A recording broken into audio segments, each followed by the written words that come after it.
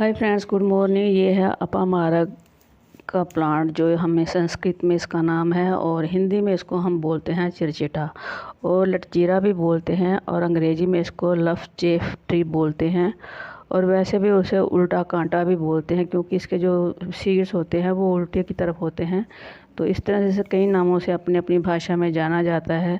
तो ये बहुत ही कारगर और बहुत ही लाभदायक पौधा है। इसकी जो पत्तियां होती हैं, अगर आप इसकी पत्तियों को पीस कर, अगर आपको कहीं घाव है तो इसकी पत्तियों को पीस कर अगर आप घाव पे लगाते हैं तो अगर आपसे पुराने से पुराना जो घाव है ठीक हो जाता है।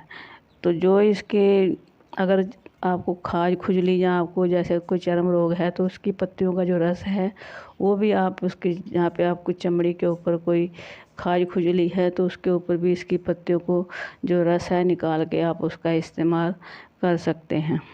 तो वैसे ये हृदय रोग में और जो कहीं जैसे कुत्ता वगैरह या कोई ऐसे कोई जानवर काट लेता है तो उसके लिए भी आप इसकी पत्तियों की लुपरी सी बनाकर इसको वहाँ पे बांध सकते हैं। इसका रस निकाल के भी रुई के साथ लगा के बांध सकते हैं। तो इसकी पत्तियों को भी आप पीस के अच्छी तरह से लुपरी सी बना के उसको बांध सकते हैं।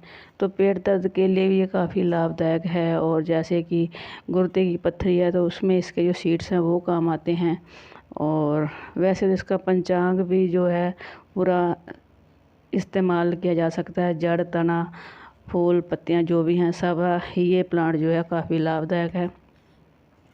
तो अगर आपको जैसे कहीं जैसे दांत होते हैं, दांतों में जैसे कोई कीड़ा वगैरह या कोई दांत आपके ख़राब हैं, तो जब इसकी थोड़ी सी ये मोटी सी उसकी जो ब्रांच होती है उसको काट के आप उसकी दातुन भी कर सकते हैं। तो ये का प्लांट जो है कम से कम 3 फीट तक ये लंबा प्लांट होता है और काफ़ी झाड़ीनुमा प्लांट होता है और काफ़ी फैला होता है। तो इसकी जो सीड्स होते हैं काफ़ी लंबी लंबी, जो है इसकी सीड्स जो ये ब्रांचेस होती हैं काफ़ी लंबी होती हैं और पत्ते इसके गोल और धारीदार होते हैं। आप देख रहे हैं इसके पत्तियां जो है बिल्कुल धारीदार होती हैं।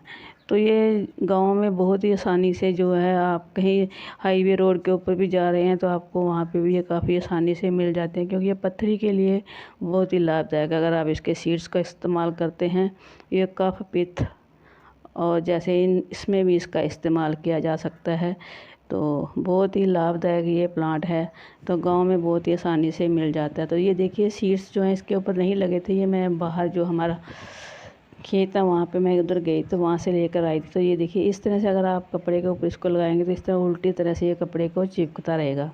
तो अगर ये काफ़ी झाड़ीनुमा ये पक जाते हैं तो कपड़े के साथ बिल्कुल ही ये इसको उल्टा करके निकालना पड़ता है। इसके जो बीज होते हैं, जो बीच में कपड़े में इसके जो चोंच होती है वो बीच में लग जाती है, तो कपड़े से उल्टा करके इसको सीड्स को निकालना पड़ता है। तो इसके सीड्स जब पक जाते हैं तो आप उसको जो है मिट्टी के बर्तन में आप इसको अच्छी तरह से भून के, तो इसका पाउडर बना के अगर आप इस्तेमाल करते हैं तो उससे क्या है कि अगर आपका जैसे मोटापा है या शरीर पे जैसे, तो उसके लिए अगर आप इसको पाउडर बना के खाएंगे इससे भूख कम लगेगी और जो आपका वेट है वो भी कम हो जाएगा। तो इसके सीड्स जो हैं पत्थरी में भी काम आते हैं। अगर आप इसको पत्थरी है तो उसमें भी इसका पाउडर इस्तेमाल किया जाता है। देखिए इस तरह से अगर हाथ पे भी आप इसको रखेंगे तो ये देखिए ऊपर पंखा चला रहा है और नीचे से इस तरह से चिपक जाते हैं बिल्कुल। ये ऐसे ये बहुत ही नुकीले होते हैं, ये जो कांटे होते हैं इसके जो सीड्स होते हैं। तो काफ़ी लंबे लंबे इसकी जो ये छोटे छोटे हैं अभी, तो काफ़ी लंबे लंबे 1-1 फीट तक इसकी जो सीड्स की जो ब्रांचेस होती है काफ़ी लंबी होती हैं। तो बहुत ही ये कारगर और लाभदायक प्लांट है। अगर आपको कहीं मिलता है तो आप इसका ज़रूर इस्तेमाल करें। तो वैसे अगर आप जब भी कोई चीज़ हम बताते हैं तो उसको पहले किसी आयुर्वेदिक की सलाह से ही इस्तेमाल करें, क्योंकि हमें जानकारी जो होती है हम आपको जानकारी ही देते हैं। तो जैसे घाव वगैरह होता है ये तो हम इसका इस्तेमाल करते हैं। अगर खाने की बात करें तो खाने के लिए किसी को एलर्जी कर सकता है, कोई प्लांट कोई कुछ भी कर सकता है। तो इसलिए जब भी आप इसका इस्तेमाल करें पहले किसी आयुर्वेदिक की सलाह से करें। तो ये थी मेरी छोटी सी जानकारी।